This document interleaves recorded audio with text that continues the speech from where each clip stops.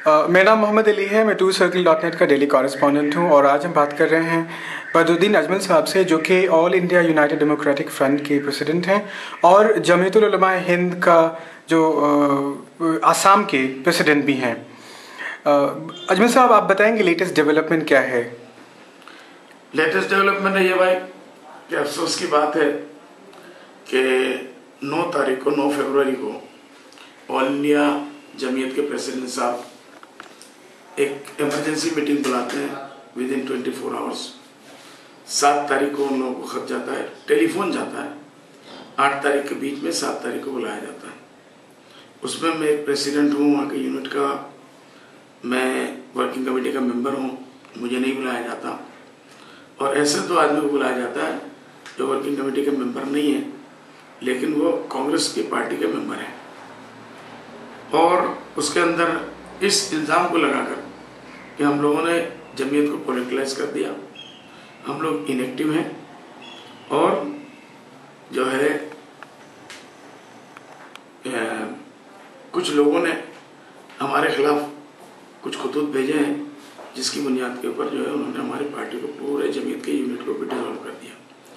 जो लीगली 6 महीना पहले एक पार्टी का पूरे इलेक्शन हुआ पूरे आसाम में, लाखों लोग उसके मेंबर बने, 5.5-6 लाख लोग। और उस इलेक्टेड मेंबर को जो 100% वोटों से जीत के आया, ऑल इंडिया जमीयत के प्रेसिडेंट ऑब्जर्वर मौलाना सैयद अशरफ साहब खुद वहाँ गए, उन्होंने मेरे प्रेसिडेंटशिप का ऐलान किया। उस वक्त मैं UDF का प्रेसिडेंट था, जो पॉलिटिकल पार्टी है। इससे 2 साल पहले हमारे यहाँ हर 2 साल में इलेक्शन होता है। जमीयत नॉन पॉलिटिकल ऑर्गेनाइजेशन है, पॉलिटिक्स में कभी भी जो है वो डायरेक्ट इन्वॉल्व नहीं होता, लेकिन उसकी पार्टी के लोग जो हैं वो किसी भी सेकुलर पार्टी से इलेक्शन भी लड़ सकते हैं, उसके मेंबर भी हो सकते हैं, MLA भी हो सकते हैं, मिनिस्टर भी हो सकते हैं। इसमें किसी को बाधा नहीं है, हमारा संविधान इसको नहीं रोकता। 2 साल पहले एग्जैक्टली मेरा टर्म पूरा होने के बाद फिर इंतखाब हुआ। उसमें भी मौलाना अशरफ साहब गए और उन्होंने मुझे जो है मेरे नाम को ऐलान किया कि 100% पूरे आसाम से वोटिंग के फेवर में आया, इसलिए जो है वो 1-2 वोट भी मेरे खिलाफ नहीं है। उस वक्त भी मैं UDF का प्रेसिडेंट था, जो पॉलिटिकल ऑर्गेनाइजेशन है। उससे 1.5 साल पहले 2005 3 अक्टूबर हमारी पार्टी का नाम का ऐलान हुआ और उस नाम का ऐलान भी मौलाना अशरफ साहब ने जाके किया, जो इस वक्त हमारे मौजूदा सदर साहब हैं। और उस वक्त भी मैं जमीयत उलमा का प्रेसिडेंट था और हमारी पार्टी जो है UDF का डिक्लेयर हुआ, जो पॉलिटिकल पार्टी थी। तो अगर पॉलिटिकल की वजह से तोड़ना है तो पहले मुझे बनाना नहीं चाहिए था कि भाई हमारा संविधान बाधा देता है, कॉन्स्टिट्यूशन नहीं मानता। 3 मरतबा कॉन्स्टिट्यूशन मानता है। अभी 6 महीना पहले लास्ट इलेक्शन जो हुआ उसके अंदर भी माना। उसके अंदर एक सबसे बड़ी बात जो हुई कि मुझे तो बनाया गया मेरा कॉन्स्टिट्यूशन के हिसाब से, दस्तूर के हिसाब से, लेकिन हमारे आसाम में फॉरेस्ट मिनिस्टर है रकीबुल हसन साहब नाम उनका, वो जमीयत के वाइस प्रेसिडेंट बिल्कुल इलीगली 100% एक भी वोट उनके फेवर में नहीं आया, ना उनका कोई रिक्वेस्ट आया, लेकिन प्रेसिडेंट साहब ने अपने खास पावर के हिसाब से उनको वाइस प्रेसिडेंट डिक्लेयर किया, जो कांग्रेसी है, कांग्रेस के इस वक्त के मिनिस्टर है, कैबिनेट मिनिस्टर है। अच्छा। तो दूसरी बात कि मौलाना सैयद अशरफ साहब वो खुद खुल्लम कर लिए हर जगह कहते हैं कि मैं पैदाइशी कांग्रेसी हूँ, कांग्रेस में था, कांग्रेस में रहूँगा। तो ऑल इंडिया प्रेसिडेंट कांग्रेस में थे, कांग्रेस में है, कांग्रेस में रहेंगे। उससे जो है जमीयत के संविधान के ऊपर कोई असर नहीं पड़ता। संविधान को उसके मंत्री जो है वो कांग्रेस के होते हैं, तो जो कॉन्स्टिट्यूशन कोई बाधा नहीं देता। उससे पहले हमारे ऑल इंडिया प्रेसिडेंट मेरे पीर और मुर्शिद हज़रत मौलाना सैयद असद साहब रहमतुल्लाह अलैह, वो 3 मरतबा राज्यसभा से इलेक्टेड होते हैं। तो उनको 3 मरतबा कांग्रेस पार्टी ने उनको सिलेक्ट किया और राज्यसभा में भेजा। वो कांग्रेस के वाइस प्रेसिडेंट भी 1 मरतबा रहे और वर्किंग कमेटी के मेंबर भी रहे, तो ये भी उनको रुकावट नहीं बनी। CPI CPM में हमारे लोग रहे जो पार्लियामेंट में भी थे और वर्किंग कमेटी के मेंबर भी थे। दूसरी पार्टियों में भी हमारे लोग रहे। तो ये पूरा हिस्ट्री ये बताता है कि जमीयत का कोई भी नेता कोई भी लीडर किसी भी political party other than BJP by इस किस्म की जो तंजीमें हैं। मतलब अजमल साहब, सॉरी टू इंटरप्ट यू, मतलब आप ये कहना चाह रहे हैं कि इसको सिर्फ एक ट्रिक बनाया गया, एक वे बनाया गया आपको वहां से हटाने के लिए? एक बहाना तो ऐसा क्यों हुआ, क्या वजह है? देखिए, उसकी मेन वजह जो हमको मालूम पड़ी दो उसकी वजह है। एक वजह यह है कि पहली बात कि हम लोग आसाम के 85 लाख मुसलमानों के लिए हम फाइट कर रहे हैं, जिनको बांग्लादेशी बनाने की तरुण गोगोई साहब साजिश कर रहे हैं। तरुण गोगोई साहब ऐसे तंजीमों से मिलके जो अपने आप को सोकोल्ड आंदोलनकारी कहते हैं, जो मुसलमानों के खिलाफ बांग्लादेशियों के नाम से जिहाद छेड़े हुए हैं, 60 बरस से उनका आंदोलन चालू है, उनके ऑफिशियली रिप्रेजेंटेटिव होकर तरुण गोगोई साहब काम कर रहे हैं। तो अरशद मदनी साहब ऐसा क्यों करना चाहते हैं? भाई वो क्यों करना चाहते हैं ये तो वही बता सकते हैं, अल्लाह जानता है, हम नहीं कह सकते। हमारे बड़े हैं, हमारी आदत नहीं है कभी हम अपने बड़ों के ऊपर कोई बात नहीं उछालते हैं। ठीक है, उनको पसंद नहीं था, उन्होंने तोड़ दिया, लेकिन 100% इलीगल तोड़ा। और जो इस वक्त कन्वेनर बनाया, चीफ कन्वेनर, वो भी कांग्रेसी और कांग्रेस के जो मिले रह चुके हैं। और इससे पहले सबसे बड़ा माइनॉरिटी का मूवमेंट जो हुआ था यूएमएफ, 17 सीटें आई थी आसाम में, उसको भी बिक्री कराने वाले यही साहब थे। कौन? कांग्रेस के हाथ में अब्दुल जलील राघवी साहब, जो कि अभी वहाँ कन्वीनर हैं, कन्वीनर बने। तो कांग्रेस के ये सारा ग्रुप, अभी जो जनरल सेक्रेटरी वो कांग्रेसी है। अच्छा, तो ये सारा ग्रुप ऊपर से नीचे तक कांग्रेसी हो सकता है, इसमें गुनाह। मतलब हालात ये बताते हैं कि अरशद मदनी साहब ने कांग्रेस के साथ अलायंस कर लिया है अनऑफिशियली। मतलब उनका कोई एग्रीमेंट, क्योंकि सेक्रेटरी मीटिंग हुई, वो पॉलिटिकल पार्टी नहीं है तो अलायंस तो नहीं हो सकता जी, लेकिन कोई अंडरस्टैंडिंग हुई है। ओके। अब वो अंडरस्टैंडिंग 87 लाख 85 लाख मुसलमानों का सर का बलि देकर हम लोग इसको बर्दाश्त नहीं कर सकते थे। आसाम के मुसलमानों ने इसको बर्दाश्त नहीं किया और मुझे मजबूर किया गया कि 24 घंटे के अंदर आप अपनी जमीयत खुद बनाइए। अच्छा, तो आपने बनाया? हमने 24 घंटे के अंदर लोगों को बुलाया, पूरे आसाम से, पूरे नॉर्थ ईस्ट से, अच्छा, इंक्लूडिंग त्रिपुरा, मेघालय और आपका मणिपुर, तीनों स्टेट के भी लोग आ गए और सब हम लोगों के साथ मिलके तकरीबन 10,000 लोगों की मौजूदगी में कल हमारी नई पार्टी जमीयत उलमा के, आसाम जमीयत उलमा का डिक्लेयर हो गया। हम लोगों ने अपना पार्टी बना लिया और हमारी जो फाइट है, हमारा कहना है, चाहे हमारे खिलाफ कोई भी साजिश हो, चाहे कोई उसके अंदर शरीक हो, ये हमारा जिहाद, जब तक के इस मसले को हम लोग हल नहीं कर लेंगे। किस मसले को? ये जो विदेशियों का जो मसला है आसाम में, जिसको तरुण गोगोई साहब इनडायरेक्टली सबको फॉरेनर साबित करना चाहते हैं, पूरे मुसलमानों को बांग्लादेशी बना के अपना वोट बैंक बढ़ा के और वो इलेक्शन जीत के आना चाहते हैं। अजमल साहब, कुछ लोग ये बता रहे हैं कि आपके खिलाफ ऐसा करना इसलिए भी हुआ है और प्रेस ने आपको ये कोट भी किया है ये कहते हुए कि चूंकि आपने वस्तानवी साहब का सपोर्ट किया था उनके इलेक्शन में, ये भी एक बड़ा रीजन बना है। वन ऑफ द रीजन है, लेकिन असल रीजन वो है कि हमारे इस पॉलिटिकल मूवमेंट को जो आज से 25-26 साल पहले जब यूएमएफ बना था, तो उस वक्त भी कुछ खास लोगों ने साजिश करके अपने ही मुसलमानों ने कांग्रेस के हाथों में बिकवा दिया था। जो 5 साल से जो ताकत चाह रही थी, वो अब इलेक्शन के टाइम पे उन्होंने इसका एक सौदा किया ताकि ये ताकत कम हो जाए और पूरे मुल्क में जंगल की आग की तरह जो इसकी मकबूलियत बढ़ रही है उसको खत्म कर दिया जाए, ताकि फिर कोई पूरी दुनिया में कोई मुस्लिम तहरीक उठ ना सके हिंदुस्तान में। अजमल साहब, पूरे कंट्री में लोग यूडीएफ को एक बहुत बड़ा और बहुत अच्छा सक्सेसफुल एक्सपेरिमेंट मान रहे थे मुस्लिम पॉलिटिक्स में और मुस्लिम पार्टी के फॉर्म में। आप इस डेवलपमेंट को कैसे देखते हैं? क्या किस तरह से ये अफेक्ट करेगा इस एक्सपेरिमेंट को जो आपने शुरू किया है? एक्सपेरिमेंट तो 100% कामयाब है, ये तो दुनिया में अल्हम्दुलिल्लाह प्रूफ हो गया। लेकिन मसला ये था कि कुछ ताकतों को ये इसका उठना ये भा नहीं रहा था, कुछ अपने लोग और कुछ दुश्मन, तो दोनों मिलके एक हो गए।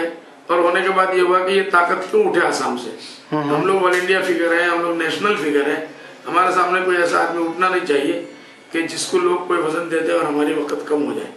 तो हर आदमी अपना कद बढ़ाना चाहता है, अपनी दुकान चमकाना चाहता है, इसलिए उनका हक है, वो करेंगे। लेकिन हम लोग भी अपने मूवमेंट को बंद करने वाले नहीं है। पूरी दुनिया के लोग हमारे साथ हैं और पूरे दुनिया के लोगों की मदद और दुआएं हमारे साथ। अभी कितने लोग जो उनके साथ चले गए, कितने एमएलएज आपके थे वो उनके साथ चले? नहीं, उनके साथ तो कोई भी, क्योंकि वो पॉलिटिकल पार्टी नहीं है, उनके साथ एक भी नहीं गए। राज्यसभा में उन्होंने बहुत ही बेहयाई के साथ कुछ 10 एमपी को एमएलए की जरूरत थी, तो बीजेपी के 4 ले गए, एजीपी के ले गए, हमारे 2 ले गए। वो 2-2 करोड़ रुपए में उन्होंने जैसे कोई माल सब्जी खरीदता है उस तरीके से उन्होंने खरीदा और वो उनके साथ गए और हमने उनको अपनी पार्टी से निकाल दिया।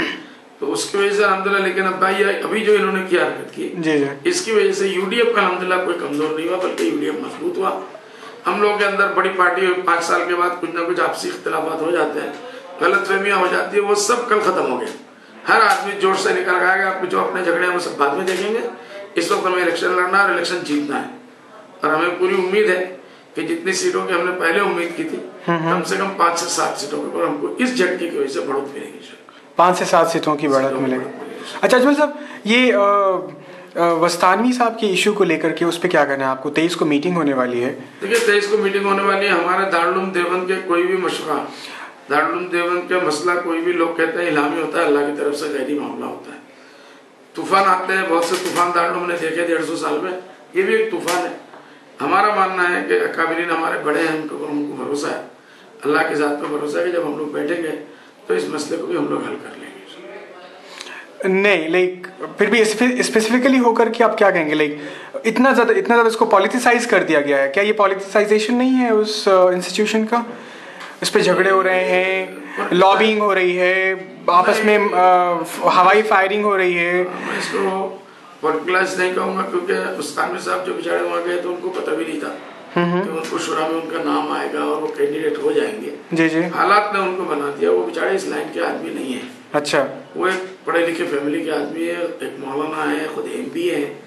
तो इस किस्म के लोग हमारे आज उलमा में लाखों लोगों में एक आदमी नहीं मिलता। ओके, दारुल देवबंद की खुशनसीबी थी कि उनके जैसे आदमी को रखा जाता, लेकिन कुछ लोग जिनका अपना जाती मफाद वाबस्ता होगा या है, वो इस पूरे खेल को बिगाड़ना चाहते हैं।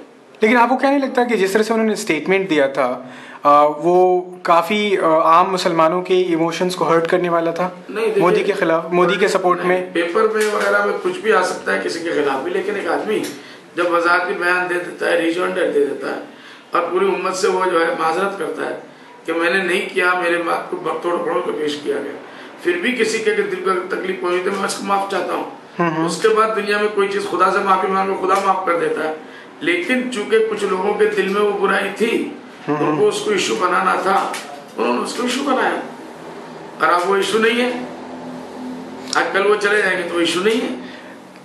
ओके अच्छा अजमल साहब, कुछ लोग ये भी बता रहे हैं कि कांग्रेस कमिंग इलेक्शंस में काफ़ी डरी हुई है और उसको ये लगता है कि जिस तरह से बिहार में वो वाइप आउट हो गई है तो उस तरह आसाम में भी कहीं ऐसा ना हो जाए, इसलिए ऐसा सब कुछ किया जा रहा है। तरुण गोगोई साहब ने सिर्फ इसी की वजह से इसको किया कि मुसलमानों का नाम ही वोटर लिस्ट खत्म कर दो, इनको बांग्लादेशी बना दो।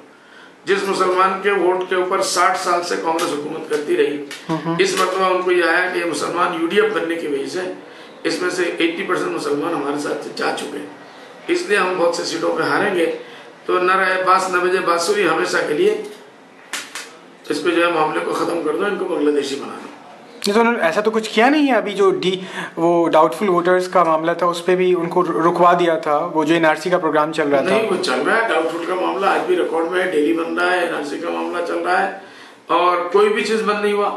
यहाँ तक के जो नोटिस दिए जा रहे थे, आज बॉडपेटा में कम से कम 25,000 लोगों को नोटिस मिल चुका है। अच्छा, अपना नौगांव मोरीगांव में 25 से 27,000 लोगों को मिल चुका है। धुबड़ी में तकरीबन 27-28 लोगों को मिल चुका है। तो प्राइम मिनिस्टर से मिलने के बाद भी उन्होंने भी कहा भाई उसको बंद कराएंगे। चीफ मिनिस्टर से हमारे MLAs के डेलीगेशन मिला, उन्होंने कहा बंद कराएंगे, लेकिन आज तक वो बंद नहीं हुआ, चल रहा है काम। ओके एक लास्ट चीज़ अजमल साहब, यहाँ पे दिल्ली के सबअर्ब्स में अच्छे खासे आसाम के मुस्लिम्स रहते हैं, बल्कि कल मेरा पूरा दिन गुजरा है, एक दिल्ली पुलिस ने एक स्लम कॉलोनी है जहाँ पे आसाम के मुस्लिम्स अच्छे खासे रहते हैं, जहाँ पे काम करते हैं जी, सबको बांग्लादेशी कहते हैं। उनको क्या किया 2 पुलिस वालों ने, बल्कि वो हर हफ्ते करते हैं, वहाँ से 2 लोगों को उठा लेते हैं, वो बेचारे महीने भर में 7,000 4,000 8,000 5,000 कमाते हैं, उनसे वो 3,000 2,000 फिर अच्छा खासा पीटा उन्होंने। और तो ऐसे इश्यूज, ऐसे जो केसेस हर हफ्ते होते हैं, इसके लिए क्यों नहीं आप कुछ करते? सेंट्रल गवर्नमेंट से कुछ नहीं क्यों नहीं बात करते? बल्कि वो दोनों लोग बापेटा डिस्ट्रिक्ट के हैं जिनसे मैंने कल रिपोर्ट बनाया। तो और दिल्ली पुलिस का ये रवैया है, कहीं से भी दिल्ली पुलिस, रोहिणी की पुलिस कभी आ जा करके वहाँ तैमूर नगर चली जाती है, कभी जामिया नगर की पुलिस चली आती है, कभी दूसरे इलाके से RK-पुरम की पुलिस जाएगी, वहाँ से 2 लोगों को उठा लेगी। तो इस तरह का हैरेसमेंट आम मुसलमानों का ये कब तक चलेगा? आप नहीं, देखिए यही तो सारा इशू है हमारा। आज पूरे हिंदुस्तान में जहाँ भी कोई मुसलमान नजर आता है, लुंगी वाला, टोपी वाला, दाढ़ी वाला, उसको ये लोग बांग्लादेशी बना देते हैं। और इसी के खिलाफ हम गुज़श्ता 60 साल से हमारी जमीयत लड़ रही है, और हम भी 5 साल से यूडीएफ के बैनर से इसके खिलाफ लड़ रहे हैं। हमने इसके प्रॉब्लम को सॉल्व करने के लिए आज से 6 महीना पहले हमने दिल्ली में अपना यूनिट बनाया बाकायदा। अच्छा। हमने अपने जिम्मेदार दिए, और लोगों के पास जहाँ तक है ज़्यादा से ज़्यादा लोगों के पास हमारे नंबर मौजूद है। और इमरजेंसी कई एक एडवोकेट है जो हमारे इसके मेंबर है, यहाँ के अध्यक्ष भी एडवोकेट है, कि भाई कोई मामला और रात को 2 बजे भी हो तो इन लोग को खबर करो। अच्छा। ये तुम्हारी मदद के लिए पहुंचेंगे। तो हमने अपनी पार्टी की तरफ से कम ये इंतजाम किया है। अच्छा अजमल साहब, अब क्या है आसाम की जो पॉलिटिक्स है उसमें आगे क्या होगा? आगे कितने और डेवलपमेंट्स होने बाकी हैं? कितने और इस तरह के तरुण गोगोई साहब, चूंकि दिल्ली कांग्रेस ने हाईकमांड ने ये कहा था कि आसाम के इंचार्ज प्रभारी जो है दिग्विजय सिंह जी और आसाम के CWC के आपके वो है प्रेसिडेंट मिस्टर भुवनेश्वर कलिता, तो उन लोगों को ये ऑर्डर दिया गया था कि यूडीएफ से आप लोग बात करेंगे और बोडो से तरुण गोगोई साहब बात करेंगे। उस दिन से जो तरुण गोगोई आज से पहले हमको हुईस बदरुद्दीन और उस जमात को मैं तोड़ दूंगा, खरीद दूंगा, 5 साल तक उन्होंने धमकियां दी, उनके लिए पहाड़ की तरह ये चीज बन गया कि ये होना नहीं चाहिए। उसके बाद उन्होंने ब्लूप्रिंट बनाने शुरू कर दिए, और इससे पहले इमाम संस्था उन्होंने बनाई, मदरसों को 5 लाख करके देंगे वो बनाया, और जमीयतें उन्होंने बनाई। और उसके बाद अब आखिर में आके इनको ये भ्रम हो गया कि आसाम के पूरे मुसलमान जमीयत के नाम से बदरुद्दीन के पीछे हैं। अच्छा। तो कल की जमीयत की मीटिंग ने प्रूव कर दिया, आज जमीयत की उनके जमीयत की पहली मीटिंग हुई, जो हमारे मुकाबले में आज पूरे दिन की मीटिंग में 300 आदमी से ज्यादा, अभी लेटेस्ट 15 मिनट पहले मैंने जो रिपोर्ट लिया 300 आदमी से ज्यादा, उसमें भी स्टूडेंट्स बुलाए गए मदरसे के, कुछ लोग जो आम बाजारी लोग टोपी पहना के लाकर उनको बिठा दिया गया, और 300 से ज्यादा नहीं पूरे दिन की मीटिंग में नहीं आए, जबकि हमने 24 घंटे में बुलाया। पूरे त्रिपुरा, पूरा नॉर्थ ईस्ट से पेपर और टीवी ने कोट किया कि 10,000 से ज्यादा लोग थे हमारे साथ। तो ये क्लियर हो गया पूरे आसाम की जमीयत हमारे साथ है, और उनका अभी कोई वजूद ही नहीं है। अच्छा अजमल साहब, आसाम की जो जमीयत है जो पहले थी, मतलब टूटने से पहले थी, तो उसमें कौन सी ग्रुप थी? वो अरशद मदनी की थी या कि महमूद मदनी की थी? मैं प्रेसिडेंट था, मैं मौलाना अरशद मदनी साहब के साथ था। अच्छा। हम इस उम्मीद पे थे कि फॉरेनर्स के इशू के ऊपर वो हमारा साथ देंगे, समझे नहीं, लेकिन हमने देखा जब भी हम उनको बुलाते हैं आसाम में 2-2 लाख का हमने प्रोग्राम किया, उतरते ही अच्छा रकीबुल हसन साहब मिल जाते हैं, चीफ मिनिस्टर साहब उनको समझा देते हैं, और हमारे 2-2 लाख लोग जो जज्बात लेके आते हैं उसमें हजरत हमारे जो जाके उनके मिनिस्टर की तारीफ कर देते हैं, चीफ मिनिस्टर को मुबारकबाद दे देते हैं। ओके। तो ये सब चीजें हमें समझ में नहीं आई। तो अभी आप मौलाना महमूद मदनी के साथ की ग्रुप के साथ हमारे लोगों ने ये फैसला किया जी, ये हमारा 100% नॉन पॉलिटिकल अलायंस होगा। हम जमीयत के एतबार से उनसे मिलना चाहते हैं। पॉलिटिकल हमारा कोई मामले में अगर कोई बात होगी तो अंडरस्टैंडिंग के साथ होगी, पॉलिटिकल कोई हमारा एग्रीमेंट नहीं है इस मामले में। अभी वो आएंगे, उनके साथ हम बैठेंगे, लेकिन जो भी बात होगी वो जमीयत के बैनर से होगी, नॉट पॉलिटिकल, यूडीएफ के बैनर से नहीं, क्योंकि यूडीएफ का मैं मालिक नहीं हूँ। यूडीएफ की हमारी टूटी पार्टी है, कुछ करना होगा तो पार्टी मिलकर करेगी। तो क्या मौलाना महमूद मदनी की जमीयत का बेस है वहाँ पे आसाम में? आसाम में उनके भी बेस है, क्योंकि उनके पिताजी मौलाना अरशद मदनी साहब रहमतुल्लाह अलैह के हजारों मुरीद वहाँ मौजूद है। मैं भी उनमें से खलीफा हूँ उनका। और इस मामले में सबसे बड़ी बात उनकी तरफ झुकने का मतलब है कि बांग्लादेशी इसके इशू के ऊपर या मुसलमानों को बांग्लादेशी बनाने के इशू के ऊपर जो हल्का हकीकत में झूठ है, इस इशू के ऊपर हम लोग एक है, उनका ख्याल हमारे से मिलते हैं, वो हमारी तायद करते हैं। आपकी उनसे बात हुई तो उन्होंने आपको सपोर्ट देने का मौलाना महमूद मदनी हमने डिसीजन लिया करके हमने उनको इत्तला की जी। उन्होंने कहा ठीक है 2-4 दिन में हम लोग जल्दी बैठ जाएंगे। उनके प्रेसिडेंट साहब से मेरी टेलीफोन पे बहुत लंबी बातचीत हुई और उन्होंने इसका खुशी का इजहार किया, उन्होंने वेलकम किया। अब प्रोसीजर जो है वो हम लोग आगे चलाएंगे। ओके अजमल साहब, बहुत बहुत शुक्रिया TCN से बात करने के लिए।